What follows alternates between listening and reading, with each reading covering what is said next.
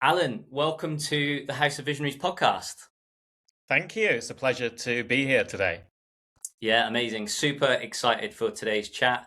All about getting to know you better. So, really excited to get stuck in. And just a quick intro for those of you that don't know Alan. He's got a wealth of experience across operations, HR, people, talent functions, um, at some of the coolest and fastest growing companies around, the likes of Money Supermarket, Octopus Ventures, Go Cardless, and now recently joining the digital bank Oak North as CPO.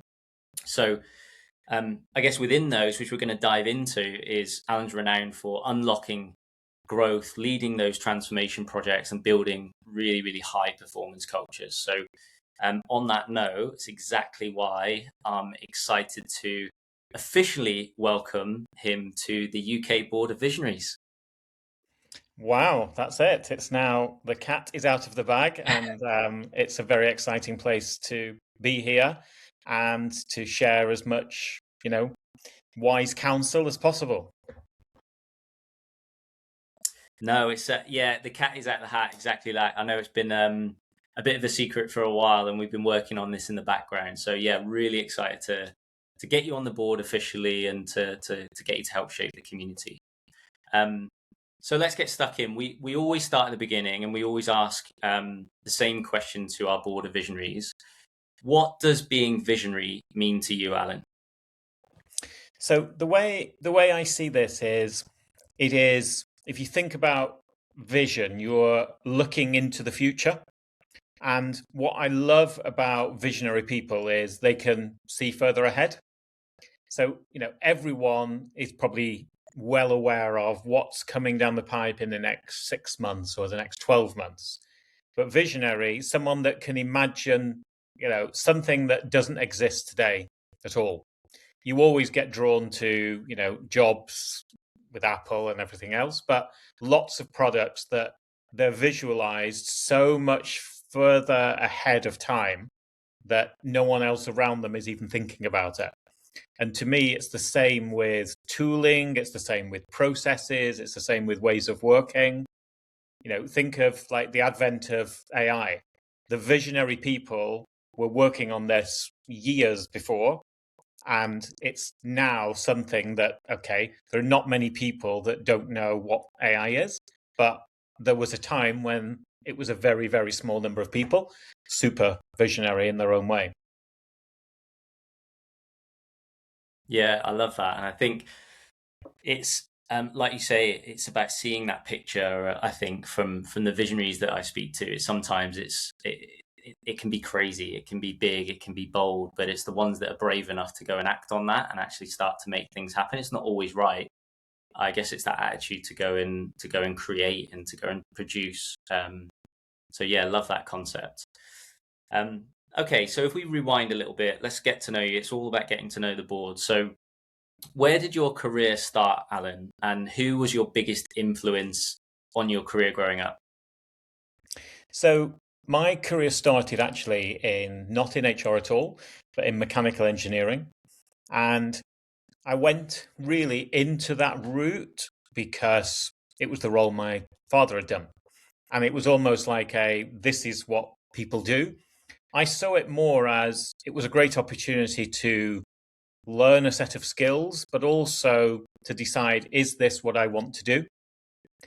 And after not what, 4.5 years, I decided that I wanted to do more. And I didn't know what it was that I wanted to do, but I wanted to do more. And that took me into learning and development, and from there into HR, and then across my career back into operational roles on two other occasions, and then back again. So it's always been this red thread. And I think the kind of the really clear line for me is, it's about growth, it's about growing people, it's about growing businesses. And that's kind of followed all the way through everything that I've wanted to get involved in. Yeah, I love that. And I think it's really interesting. You get two different people. Some are like very strict and structured on where their career goes, and others it can change different direction, and the curiosity almost like leads you into where your strengths are, where you naturally grow into. Um, and on that, if you look at your career, you've obviously had an amazing career in like predominantly like HR and as a CPO, but you have stepped out of HR 2 or 3 times in your career. Tell us a bit more about that, Alan. Why did you do that, and what do you think that has helped teach you as a leader today? Sure. So I'd already mentioned I started outside of HR, so I kind of came into it. The second time was I was in JCB. I'd done a HR management role for 2.5 years. And JCB being an engineering business, the way that you get into what would be an exec role in the future is you have to truly understand the business. You have to really get engineering. So the types of people that would be promoted into much bigger roles would have an engineering background.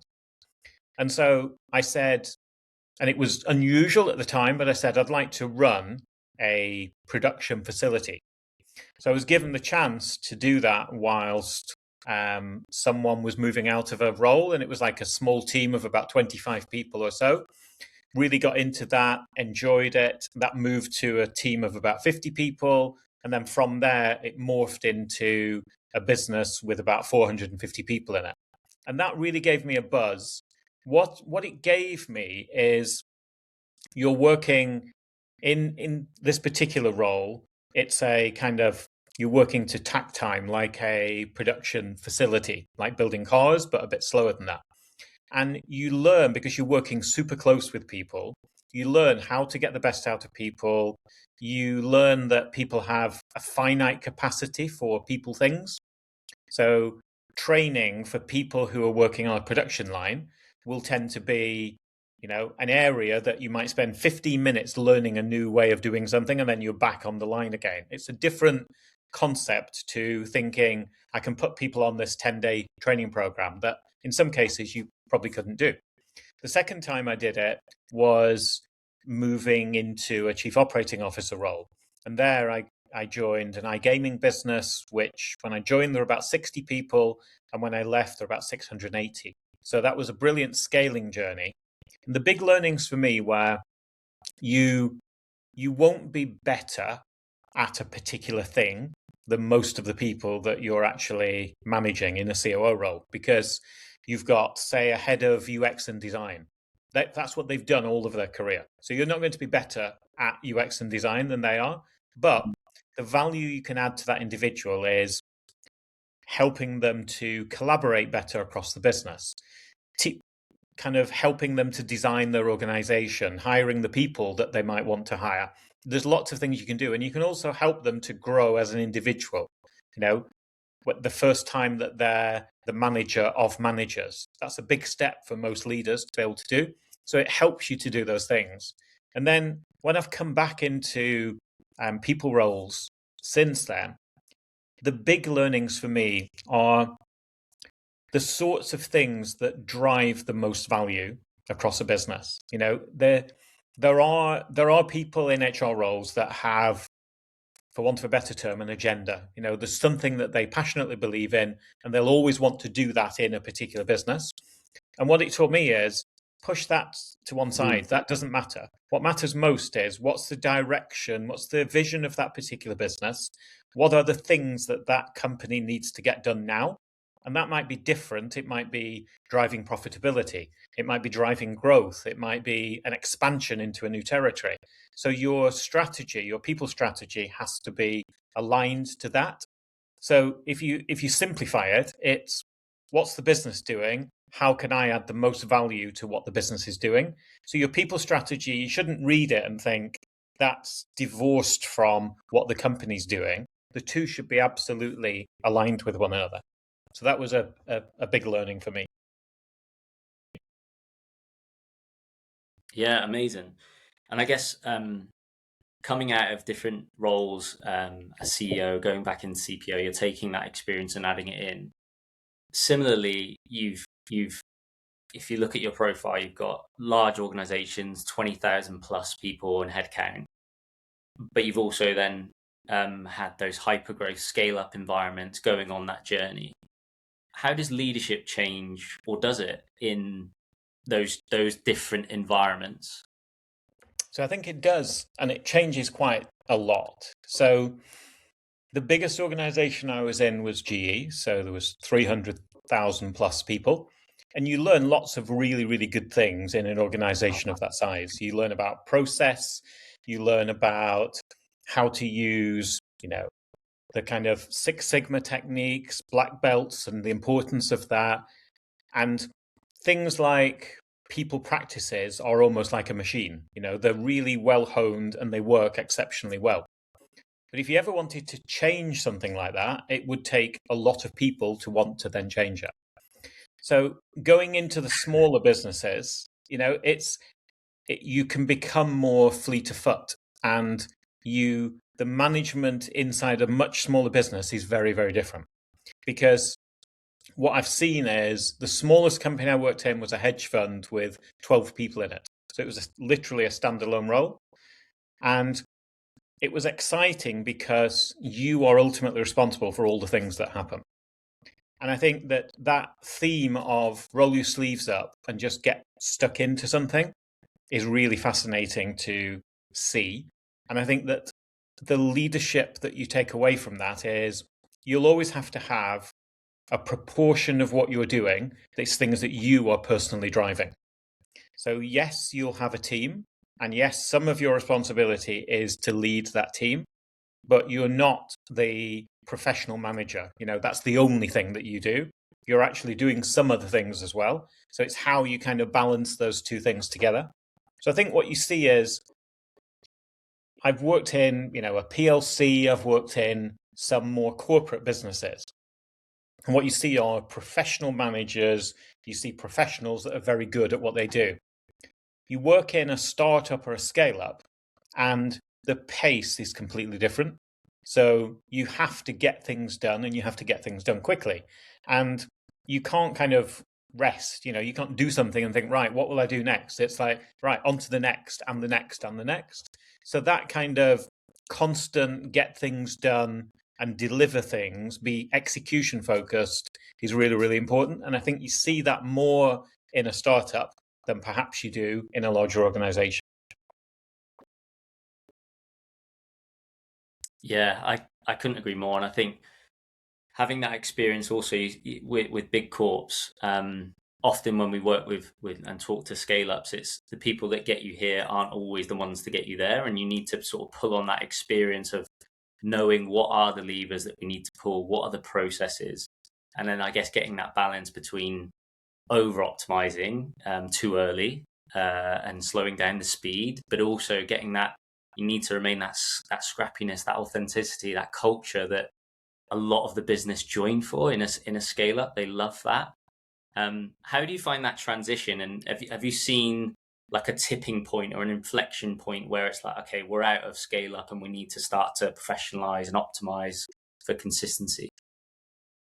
So I think firstly, the way you described it, the metaphor I would always use is it's a football field, and some people can run from the goal mouth to the penalty line, but after that they should actually go back into a different organization and run the same route again, and they're really good at doing that.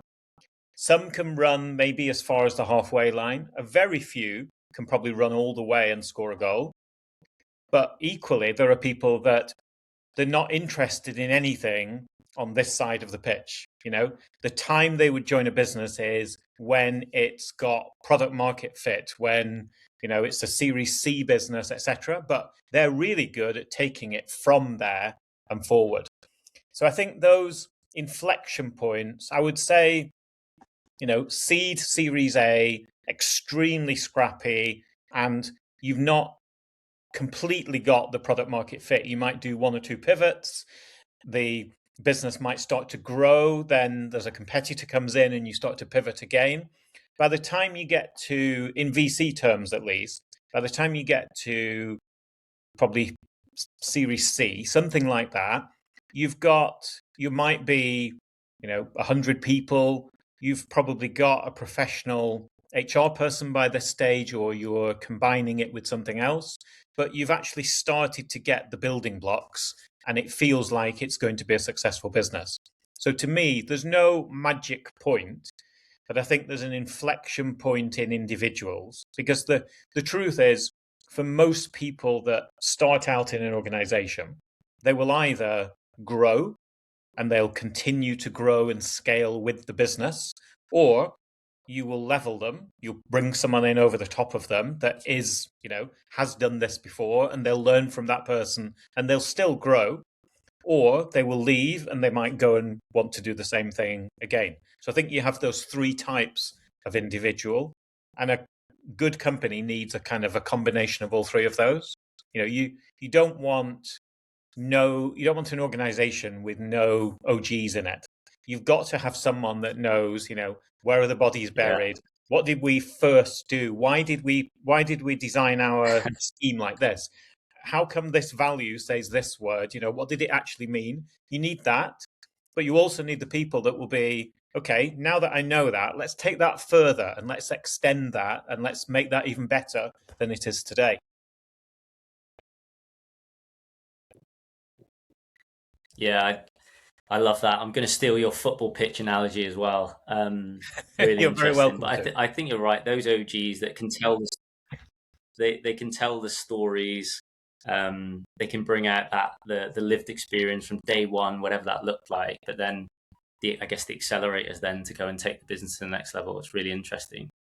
So we've got we asked the community, Alan, what would you like to know about the board? And we've got a few quick fire questions just to chuck your way. So the first one is, what's the biggest challenge that you see in the people function in 2026?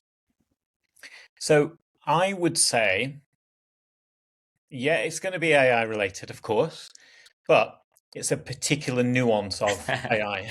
Okay. So I would say it is how you simultaneously convince people that AI is something they have to learn, because I think you either learn it or you're going to get left behind. So you have to be able to explain that to people at the same time as you are doing one of two things. You're either continuing to grow and you're probably hiring a few less people, but the core group of people stay with the business and are still growing. And there are many companies in that camp.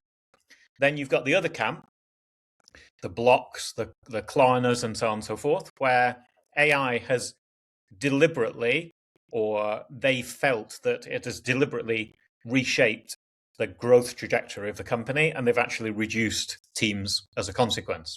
Everyone's reading those kind of comments.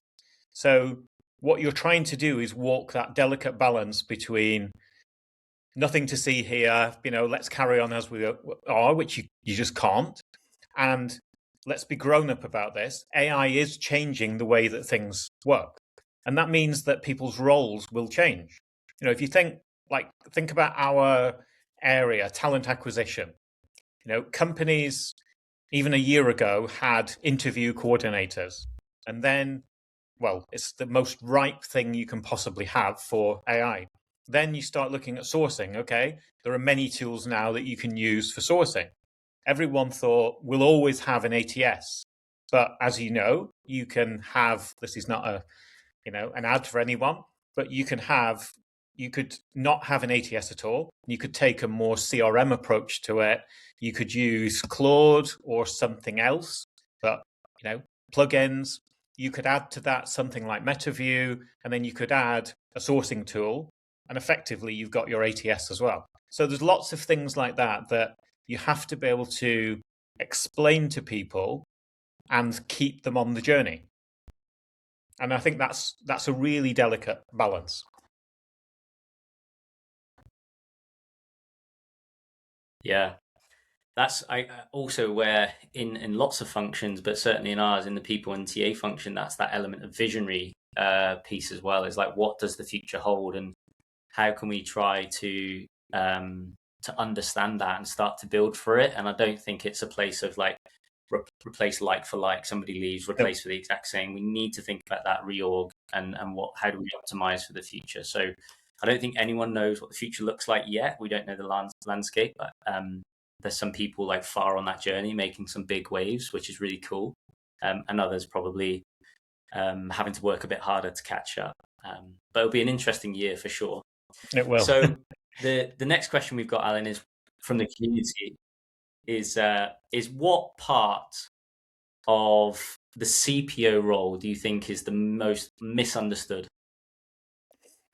Oh, that is a good question. I think it's probably reward, because what people will think about reward is you turn a handle and it will tell you a number, that this person should be paid X. And then when you really dig into it, this is just a tiny insight into setting the reward package for, say, an exec team. You'll have benchmarking. So that is the bit that people will think, oh, you can just look it up. You could use ChatGPT, you could use Claude, and you could get more or less that. It's been proven recently that you still have to have the actual raw data to be able to do that. But that's one source.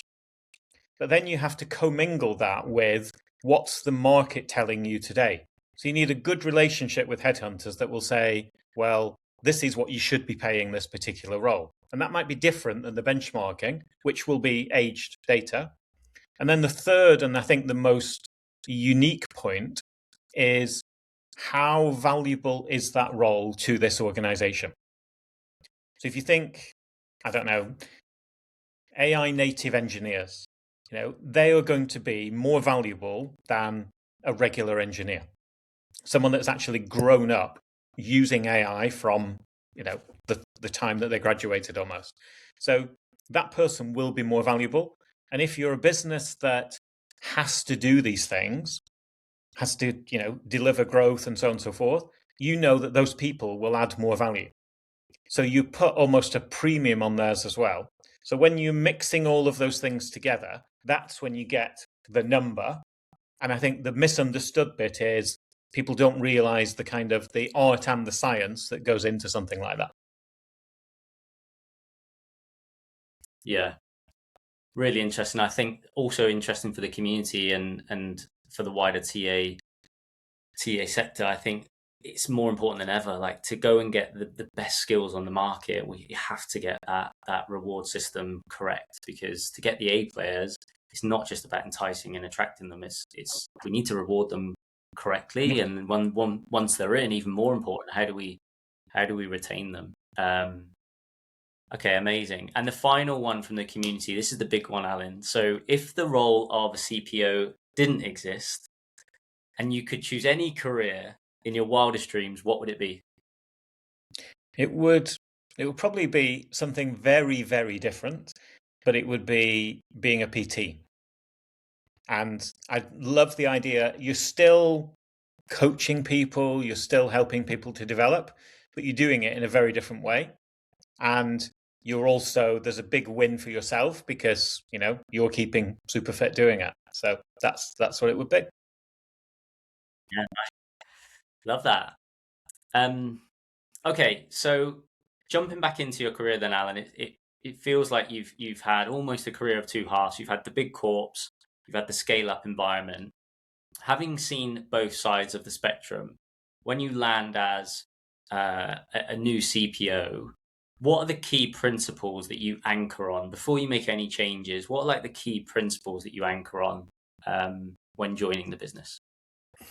So I think firstly, don't come in with preordained ideas and structure and things like that, because you might not change anything. You might actually say what we've got works really well, and I'm just going to optimize what we already have. So I think that there's an important piece of understanding the business, so learning the business, listening to people, and there's an awful lot in your first days and weeks. There's an awful lot of listening. There'll be things that you don't understand. Why does this process work like this?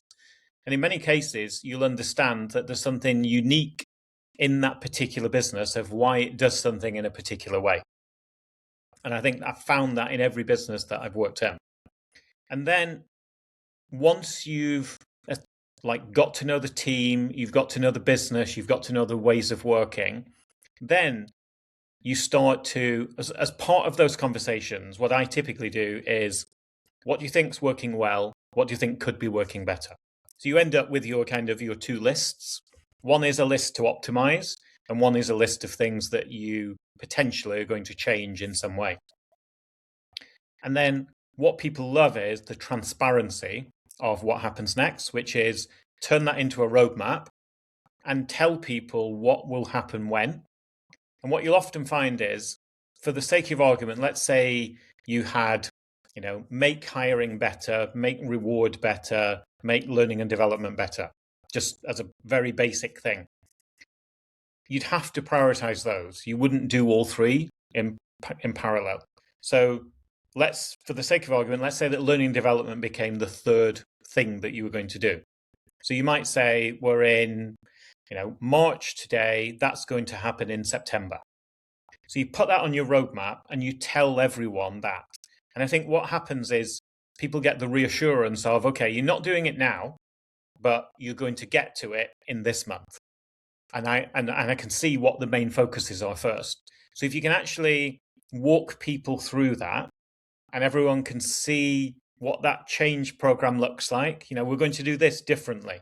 This process doesn't work for the business, and we're going to change it, and we're going to do that first. So I think it's about being transparent. It's about telling people the story.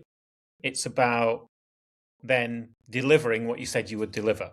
We said we would get these two things done. Now we've got them done. Now we're moving on to the third thing that we said we would do after. So it really is about making this plan and making sure that everyone understands the plan. Now, inevitably, no plan, is going to go in a straight line. Things happen. Oh, by the way, we've just acquired business X. We need to do that as well. So, okay, the plan has to change, and it might be we're going to put that plan, it's going to move all of the other things on the roadmap. That's okay, as long as everyone understands that and thinks about. Or it might be, we said we were going to make hiring better. We've just acquired a business that has 500 people in it and hires 150 a year. Well, we need to now move fixing hiring. We need to move that right up to the front, because that's going to be really important for us. So it's about making those adjustments, recognizing the plan has to be flexible. You don't commit to a plan that says, and in 5 years we'll be doing this, because in 5 years we'll all be doing very different things. And I don't think anyone can say, I know we'll be doing that. So I think short bursts, sprints, get things done, tell people that you've got something done, and then move on to the next one. Yeah, really interesting. And I think when you talk about talent there, or hiring, improving hiring, obviously the majority of the community are TA leaders within the UK community. So from a CPO perspective, what does great alignment between the people function and the TA function actually look like? And where do you see it most often breaking or falling down? That's a great question. So I think it starts with workforce planning. That's the first piece that absolutely has to be aligned. How many people do we want to hire? What skills will they have? Where will they sit? Where will we start to look for these people? And most importantly, when do we need them by? So building that plan, being transparent about it, it's a bit like the change plan for the organization as a whole. You have this open plan that says these are the roles that we're going to hire over the next quarter. And we're really clear about which roles are important. These are you'd have some sort of priority to that. So I think that's the starting point. The second one is the talent philosophy. So if you take talent density, like the definition of you've got really good talent density is when you've more than 50% of A players, whatever term you might want to use, across the business. That is a really expensive thing to do. So, what are we shooting for? And it might be we've 10% talent density today, and we want to increase that to 20. So what that means from a talent perspective is, the next 10% of hires are going to be A players, they're going to be the best of the best, but the compensation, the benefits, everything else associated with those people is also going to be aligned with hiring that type of person. And then learning and development, that needs to be aligned with it as well. We want to be able to grow these people and promote them quickly and so on. So I think that perfect alignment is we know the types of people that we're going for. We know who our A players are going to be and which roles that we need them for. And then what we've been talking about more recently is the quality of hire. So have we actually done what we said we would do at the beginning? Have we hired someone who is amazing? And how well are they actually delivering in that role? So I'm a believer that you pull the plaster off quickly. If someone is not working out and this isn't the right business for them, they move on and they go to a different business. But if you've got the right person and you found someone that you think is going to be great across your organization, then you want to see the results. You want to see that they're moving metrics and they've got their hand on the right levers and they're shifting things about the business as a whole. Then you've got your absolute stars. So if you've got that kind of alignment that we know who we're going after, we've brought people in at the right time, we know who the absolute A players are, and we've measured the success of that, that's when you've got complete alignment. So where does it go wrong? It actually goes wrong at every one of those stages. I think most often it's the workforce planning part. The bit I've seen most misaligned is how many people we need to hire and how quickly. So if you take a sales function, most sales leaders would say, oh, well, I want all my hires on day one of the fiscal year, because then I can deliver the revenue across the business. And that's unrealistic. It's not going to happen. You're not going to hire, if there's 50 sales leaders that you have to hire, you're not going to get them all in on day one. So what needs to happen in parallel is you don't just phase the hiring, but you have to phase the revenue as well. And that's the hard bit that it's not rocket science to do, but that's the hard bit, as in that has an impact on the overall revenue of the business to do it. So if you said we're hiring 50 people, but we're actually going to hire, for ease of maths, it's 12 every quarter. Yeah. So we're going to hire 12 in the first quarter. That means that 3/4 of those hires are not going to be in that first quarter. So you can't rely on all of those people delivering that revenue. It has to be phased across the year. So that might mean that you've got to expect more of the people that you're going to bring in later in the year, because you've got more revenue that you're going to put against them and so on. So it's that, I think, is where it can go wrong, and that's how you try and fix that. Yeah.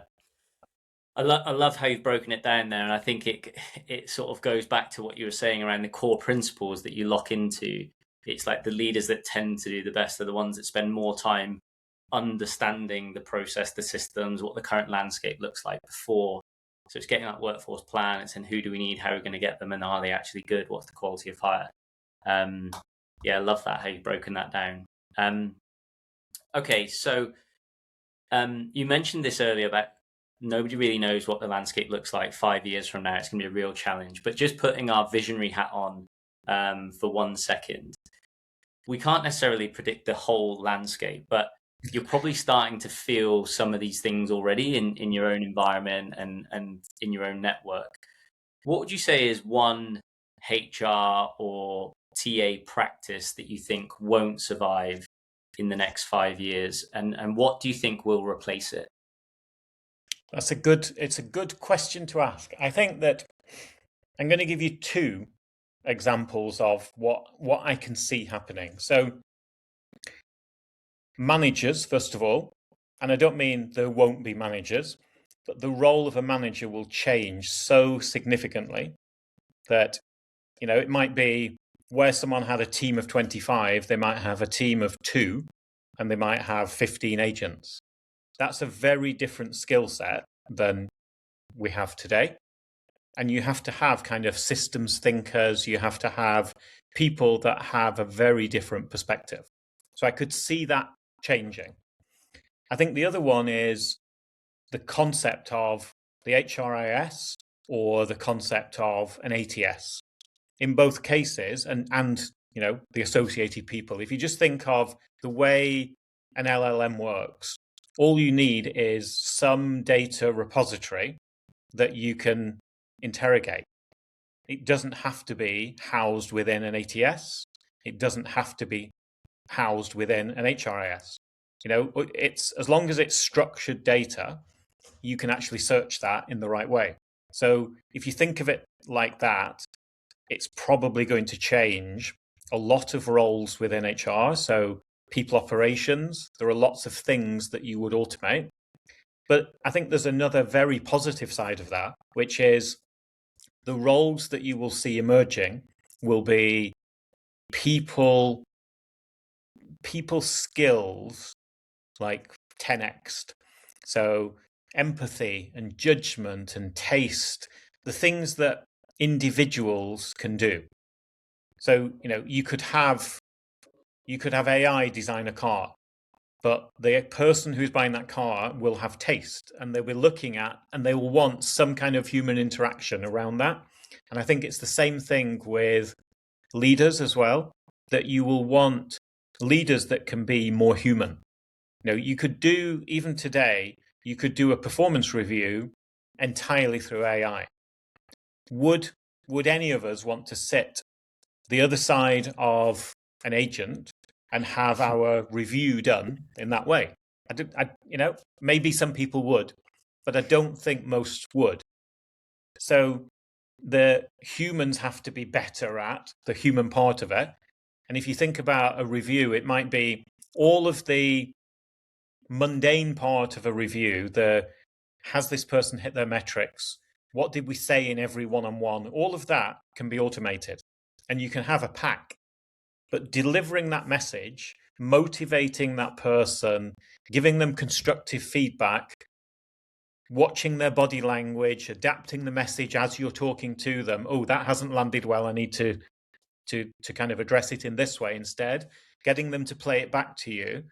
Those are the things that managers will need to be even better at, because the rest of it will mean the process will be quicker, but the rest of it will be done via AI. So you've got the good bits you're going to be actually doing, but you'll be doing more of that. So you might be able to manage much wider teams because you can do it in that kind of way.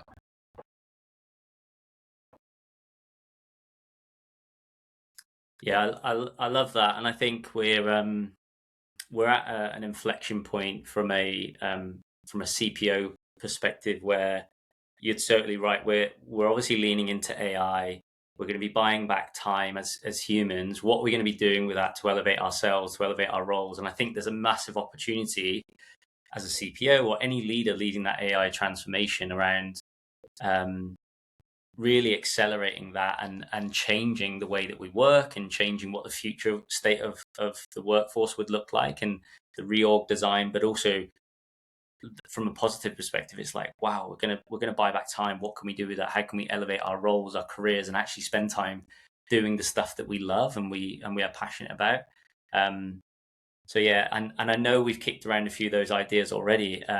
So one of the big parts of obviously joining the board is how can we take those visionary moments and how can we go and share that with the community and go and build and make things happen and go and create the future. So I'm really excited to take that conversation specifically offline and see what we can do with the community in the future, which would be really cool.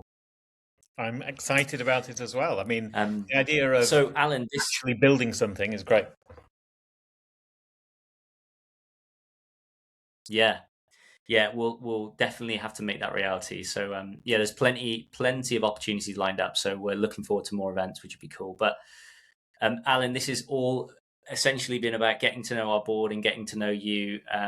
You've got a fascinating career from large corps to high growth scale ups. and talked about sort of dipping in and out of those different careers and that T-shaped experience that I know you talk about. And from a board perspective, bringing that different lens from a CPO into the board of Visionaries, which are really excited about to have you help shape the future of the community. So, Alan, welcome officially to the UK Board of Visionaries, and thank you for your time. Thank you so much. It's been a pleasure. Thanks, Ryan.